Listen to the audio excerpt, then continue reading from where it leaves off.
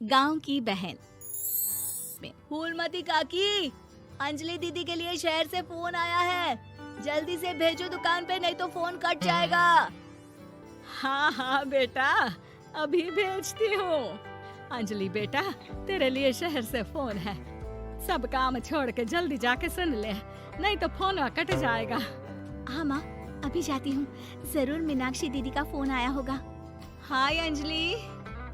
नमस्ते दीदी, मेरा मतलब हाय, कैसी हो आप? यहाँ तो सब ठीक है। मामा मामी कैसे हैं? तू कैसी है? मेरे तो एग्जाम्स होने वाले हैं, हर रोज कॉलेज जाना पड़ता है, lectures, extra classes, private coaching. ओ मैं तो इतना थक जाती हूँ, क्या बताऊँ। आपकी कॉलेज वाली बहन जी आपको इतना पढ़ाती है, तो घर कब जाती हैं आप दीदी? अरे नहीं नहीं, ये सब सिर्फ मेरी प्रोफेसर नहीं पढ़ाती, मैं अलग से दूसरे टीचर्स के पास भी पढ़ने जाती हूँ। दीदी फिर तो आप बहुत थक जाती होगी ना, आप ना पैदल मत जाया करो, टांगा ले लिया करो दीदी। नहीं मेरी भोली बहन, ना मैं पैदल जाती हूँ, ना ही यहाँ टांगा मिलता है, मैं बस से जाती हूँ और थोड़ी दूरी के लिए रिक्शा ले लेती हूँ। सच्ची? वहाँ पर टांगे नहीं, बस चलती है? वाह, वो भी हर रोज? हमारे गांव में भी बस आती है, दिन में 2 बार। यही तो खास बात है शहर की, यहाँ बसें पूरा दिन दौड़ती हैं सड़कों पर, और सिर्फ बसें ही नहीं, कार, स्कूटर और ट्रक भी, और तो और थोड़ी दूरी पर तो हवाई जहाज भी है, जहाँ से हवाई जहाज आसमान में उड़ते हैं। अच्छा दीदी, मैं फोन रखती हूँ, बुआ जी फूफा जी को मेरा नमस्ते कहना। हाँ माँ, हम लोग शहर में क्यों नहीं रहते? बुआ जी, फूफा जी और मीनाक्षी दीदी तो शहर में ही रहते हैं। अरे क्योंकि तेरे बुआ जी की शादी शहर में हुई थी, इसलिए बेटा। शादी से पहले वो भी तेरे पापा और दादा दादी के साथ गांव में ही रहती थी। तो फिर माँ, मुझे शहर भेज दो ना, मैं भी शहर देखना चाहती हूँ। इतनी बार मीनाक्षी दीदी से शहर के बारे में सुन चुकी हूँ, अब मैं भी वहाँ जाकर देखना चाहती हूँ। बस आप मुझे शहर भेज दो। ठीक है, इस बार गर्मियों की छुट्टियों में कुछ दिन रह आना शहर, अपनी बुआ के घर। अब तो खुश ना? हाँ माँ, बहुत खुश। आप देखना, मैं शहर जाके कितने मजे करती हूँ। अंजलि अगले दिन स्कूल जाती है और वहाँ अपने सारे दोस्तों को अपने शहर जाने की बात बताकर चिढ़ाती है। अरे श्रद्धा, शीतल, सरोज, तुम लोग इन गर्मियों की छुट्टियों में कहाँ जा रही हो? एकादशी वाले गांव के मेले में। हम तो दूसरे गांव में नानी के घर जाएंगे, उनका घर नहर के किनारे है, बड़ा मजा आएगा। हम इस बार कहीं नहीं जा रहे, बल्कि हमारे घर में रहने के लिए मेहमान आएंगे।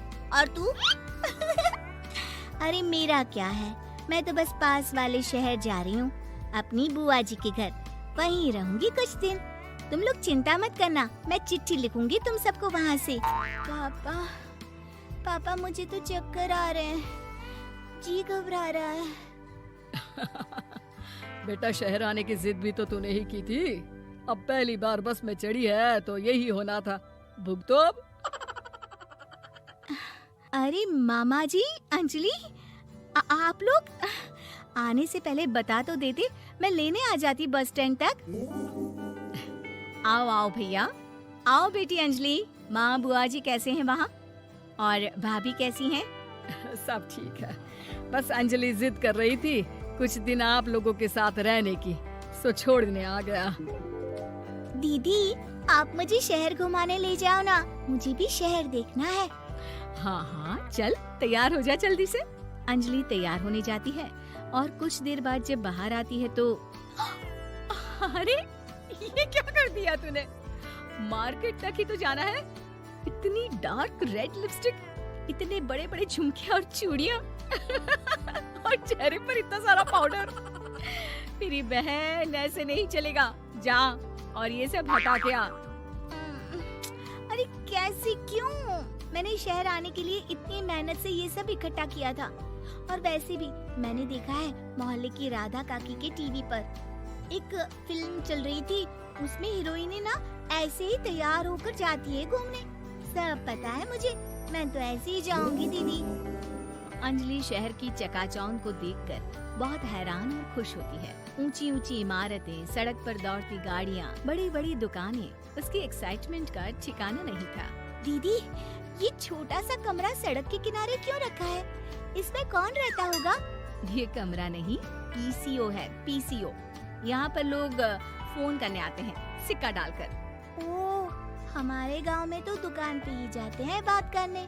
अच्छा चल, तुझे रेस्टोरेंट में खाना खिलाने ले चलती हूँ। Excuse me, 2 plate noodles please and 2 Cola. Meenakshi को ऑर्डर प्लेस करते हुए अंजलि बहुत ध्यान से देखती है और थोड़ी ही देर में ऑर्डर लेकर वेटर आ जाता है और खाना टेबल पर रख देता है। अरे, ये लंबी लंबी सेवइयाँ खाते कैसे हैं दीदी? और इसके साथ कोई अचार, प्याज, मूली कुछ भी नहीं दिया, बस ये छोटा सा पेट खुजाने वाला दे दिया है। गांव में तो छोटे छोटे चावल ही होते हैं जो कि हाथ से ही खा लेती हूँ। अब इसे कैसे खाऊं दीदी?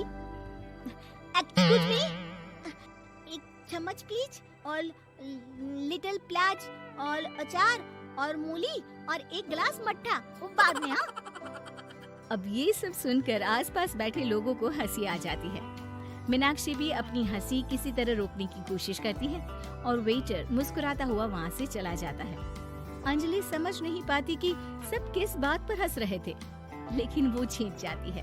दीदी, मुझे लगता है कि मुझे इन सेवइयों को ऐसे ही खा लेना चाहिए, इसी पेट खुजाने वाले कांटे के साथ। एक काम कर, तू मुझे खाते दे, जैसे मैं खाऊं तो भी वैसे ही खा ले। ठीक है दीदी। अंजलि खाते खाते नूडल्स में सिरका ज्यादा डाल देती है, फिर ऊपर से नमक दानी से खेलते हुए काफी नमक भी अनजाने में छिड़क लेती है। अरे, ये क्या क्या खा लिया? अरे हाय हाय, कितना कड़वा है। पानी, पानी, ये काला शरबत ही पी लेती हूँ। और जल्दबाजी में अंजलि जल्दी जल्दी कोला पी लेती है, जिससे उसके नाक में झंझनाहट होती है। दीदी, मुझे ले चलो यहाँ से। मैं ये सब शहरी खाना नहीं खा सकती। अब शर्म के मारे मीनाक्षी अपनी बहन को वापस घर ले जाती है और कहती है कि देख अंजलि, माना कि शहर और गांव एक दूसरे से बहुत अलग है, लेकिन इसका मतलब ये नहीं कि हमेशा शहर ही बेहतर हो और उस वजह से हमें वो सब करना पड़े जो हम नहीं कर सकते। शहर में सहूलतें तो हैं ही, पर चुनौतियाँ भी हैं। हम जहाँ भी रहें, हमें कभी अपने आप को कम या ज्यादा नहीं समझना चाहिए। और किसी भी नई जगह में ढलने में समय लगता है, उसके लिए तुम्हें दूसरों की नकल करने की कोई जरूरत नहीं है। बेटा, घूम लिया शहर या अभी और घूमना है? नहीं पापा, मैं अपनी गलती समझ गई हूँ। आप गांव ही ले चलिए मुझे।